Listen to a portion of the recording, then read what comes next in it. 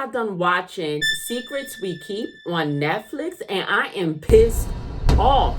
Now, that series will have you screaming, cursing at the TV, wanting to throw things at the TV too.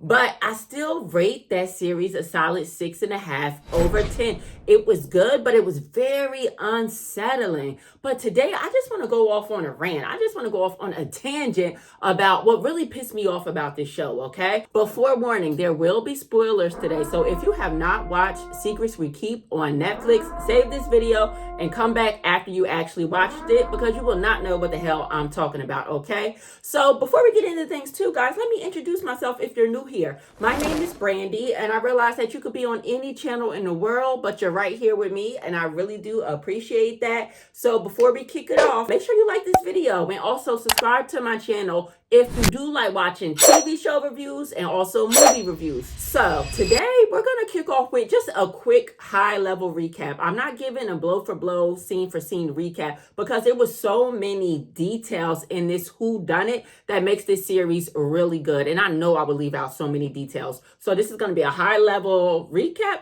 And then we're going to get into like the themes of the show and what really pissed me off. So Secrets We Keep is a Danish thriller. There are only 6 episodes, and the episodes are about 35 to 40 minutes long. So it's a really quick watch. I will say that it was pretty slow at first, and the pace doesn't pick up till about the 3rd episode. But let me tell you about the families involved first. There are 2 successful couples involved in this series, okay?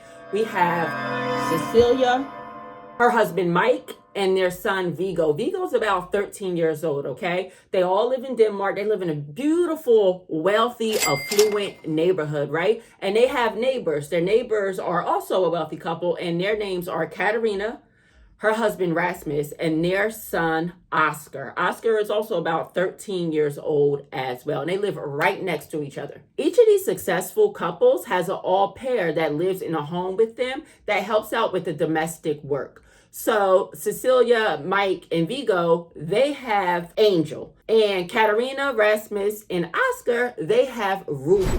So Rasmus and Katarina's au pair, Ruby, goes missing. Katarina runs into Cecilia's home one day without even knocking right away.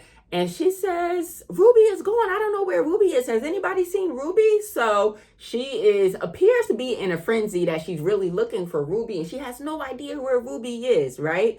But she doesn't know that the night before, Ruby secretly came to Cecilia to tell Cecilia that she was having some problems with Katarina and Rasmus, and that she wanted to find maybe a new family to work with, or maybe if Cecilia could help her out some way. Cecilia did turn Ruby away and tell her that she should speak to Katarina about her issues, okay? Because she really didn't want to get involved. But now that Ruby disappeared right after telling Cecilia that, Cecilia is on high alert, and she feels really guilty too, because the young lady just came to her for help and now she's missing. So she finds that very odd. So she's questioning Katarina, she's questioning her husband Mike, and she is the only one that just will not let it go. And she is the only one that is encouraging that family to call the police to report Ruby missing, because they barely even want to call the cops to report her missing, okay? So make a long story short, we find out that Viggo, Cecilia and Mike's son, he tells his family that Oscar sent him a video of him raping Ruby. And Viggo was too scared to say anything at first because Oscar threatened to kill him if the secret got out. So he was terrified to tell his parents, but he told his parents, and Cecilia was already suspicious at first anyway, because she had already found a pregnancy test that she saw Ruby throw away in a neighbor's garbage can. So she was very suspicious. Now she's putting everything together like, oh my gosh, she got raped and she was pregnant. So Cecilia is trying to connect the dots in this whodunit. So fast forward to episode 4, and they finally find Ruby's body. Her body is found at the bottom of a marina, and they find out that she's pregnant. She is definitely pregnant, just what Cecilia expected, because again, she found a pregnancy test in the trash.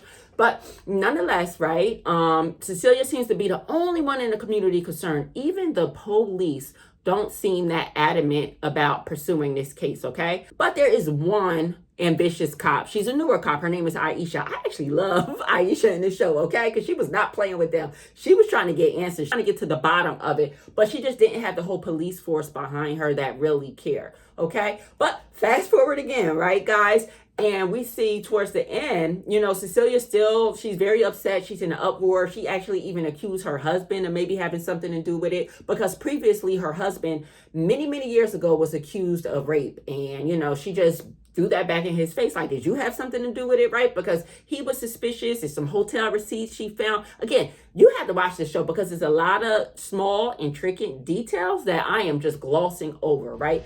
But so now we know that Ruby is dead. We know that Oscar raped her. But the question is, we know Oscar raped her, but did he kill her as well, right? So now that's the question towards the end of the series, right?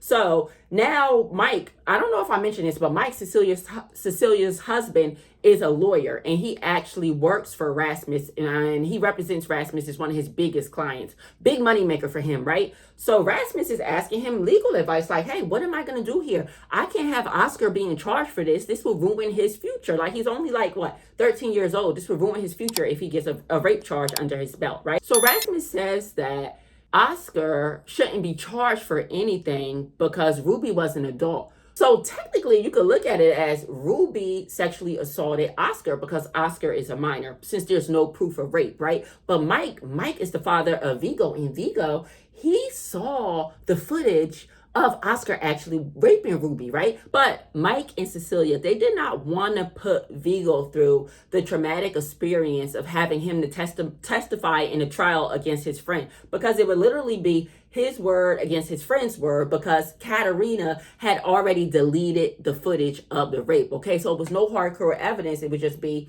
word against word, okay? So Cecilia, again, she's just very upset. She can't even believe her husband. She realizes that he's a lawyer and that's his job, but what about your moral compass? This family has something to do with it and you're trying to cover it up. So she's looking at him with the side eye as well. Meanwhile, Aisha, the only cop really pursuing this, is diligently trying to do her work. She's collecting DNA tests. She got a DNA test from Rasmus. Rasmus agreed, hey, I'll do a DNA test long as you leave me alone. But the DNA test of Rasmus actually confirmed that it was indeed Oscar's baby, because the DNA test came back it's a 25% match, which means that Rasmus could possibly be the grandfather of Ruby's child, meaning that Oscar was the daddy, okay? So fast forward to the end, okay? Again, the whole premise at the beginning was, where's Ruby? Ruby's missing. Now we know she's dead. Now we know Oscar is the father of her unborn child. Now it's a case of who done it, right? So fast forward a few weeks and nothing has really happened. There's no justice for Ruby as of yet. Oscar is not being charged with anything because he's a minor and there's no proof that he raped her.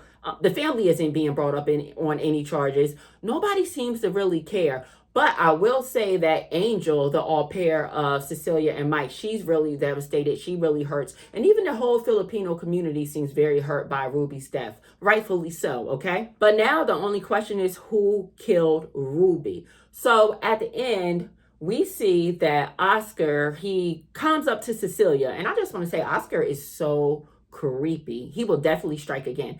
Oscar came into Cecilia's house uninvited, and he says something to the effect of, I didn't do anything wrong.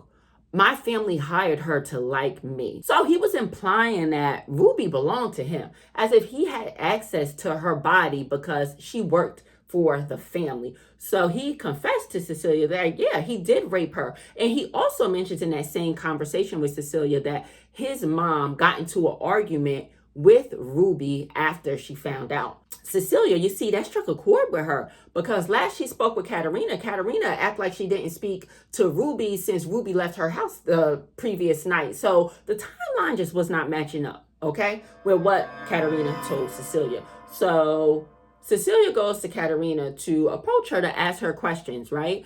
Everybody's out on the lawn. Mike, we see Rasmus, they're chilling, they're enjoying wine. They're sitting out by the marina, right outside of their big houses, right? Seems like life is becoming normal for them.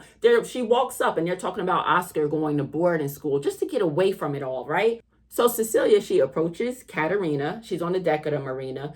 And she says, like, the timeline isn't matching up. You told me you hadn't talked to Ruby, but your son just told me that you did talk to her and you guys got in an argument. So Katerina tries to break it down to her, like, listen, you're the type of mom that cares about teaching your kids to clear the table after meal times, right? I'm the type of mom that'll do anything to protect my family and their reputation, right? Kind of like me and you are not one and the same, and essentially confessing to murdering Ruby, although she doesn't say those words exactly. And then Katerina just walks off to go enjoy her wine with her husband and Mike and just sit down and enjoy the backyard, right? Like nothing happened. In the last scene, we just see Cecilia on the deck of the marina just looking back at them like, oh my God, all I have around me is a bunch of liars. A lot of people that were just complicit in Ruby's murder, and nobody really cares but me. So it was an excellent series, guys. Again, that recap was, I'm missing a lot of details because there were a lot of little small details in this show that you should really, really watch. But let me tell you why this series was just so unsettling and so upsetting, right?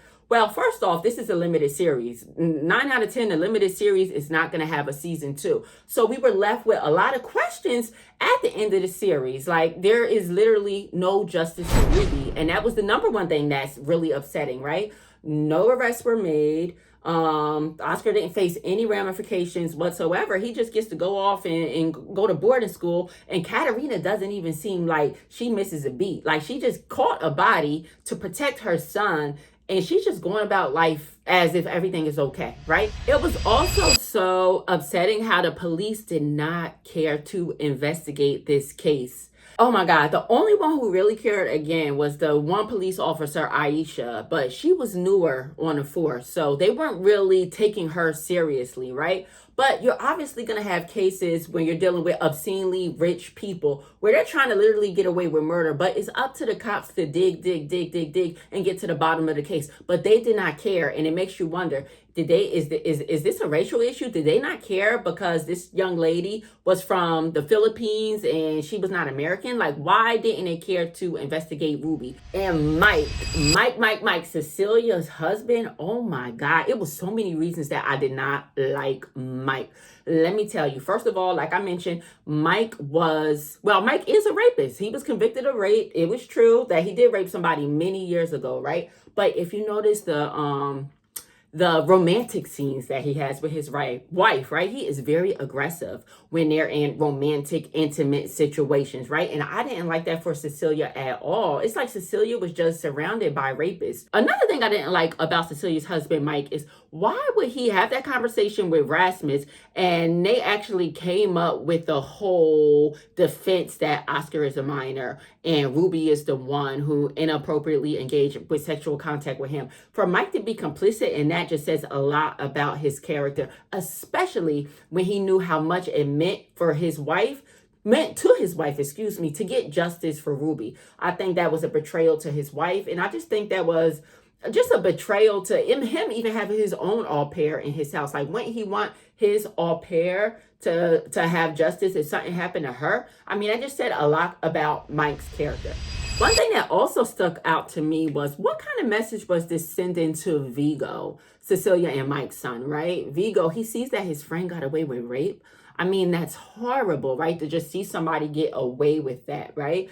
Now, Cecilia, I see a lot of people online, they didn't like that Cecilia actually ended up firing their own au pair, Angel. But I agree with Cecilia's decision. First of all, because Vigo, he might have been a little confused after that situation. Mind you, he's just a young teenager, right? His brain isn't even fully developed. But I don't think that woman should have been in that house anymore either. I would have did the same thing to protect my son. Now, I wouldn't have caught a body like Katerina to protect my son, but I would, remove the au pair from that situation, just to protect my son, because who knows what the son was thinking at that point. And on another note of that, Oscar was really scaring me.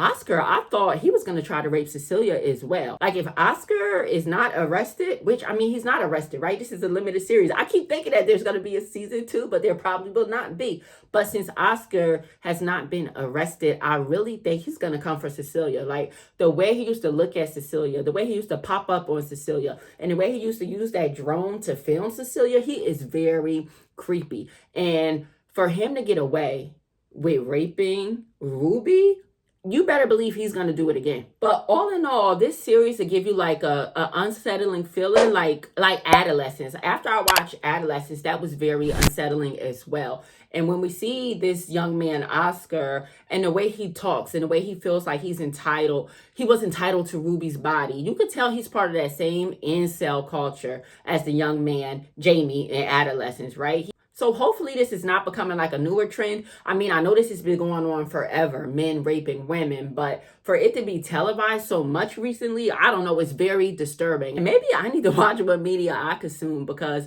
all of these series about toxic masculinity in very young boys will have you looking at teenage boys side-eyed. I don't want to be looking at all teenage boys like that, right? So I want to just put my biases aside, but maybe I'll take a break from the thrillers on Netflix for a little bit about little teenage boys, okay? But nonetheless, guys, if you made it this far in the video, please comment down below. Let me know what you think about this series. What was the most disturbing part for you? And if we do get a season 2, what do you hope to see in season 2? All right. And again, if you made it this far, like this video and also subscribe to my channel if you do like watching TV show reviews and also movie reviews. I will see you on the next video. Peace.